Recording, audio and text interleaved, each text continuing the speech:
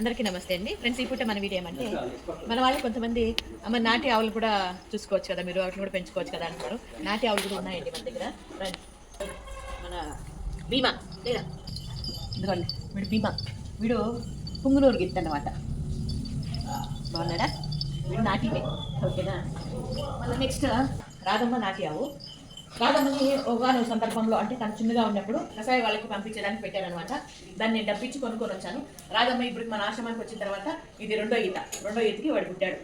ఇదిగోండి వాడు భీమా పుట్టాడు అనమాట. ఇంకా మీకు తెలిసిందే తను సీతమ్మ, నిన్నటి వీడియోలో పెట్టాను. తను రుక్కమ్మ. ఇదైతే మనకైతే దాతలు ఇచ్చింది, మనం కొనుక్కొచ్చింది కాదు, దాతలు ఇచ్చింది. ఇంకా మీకు తెలుసు కదా మీకే ఏమో రాణమ్మ. వీడైతే మాత్రము రాముడు పెయింట్ పూసుకున్నాడండి. గోడలు పెయింట్ పూసుకుంటే వాడు పోయి గోడలంతా దిద్దుకొని వచ్చినాడు.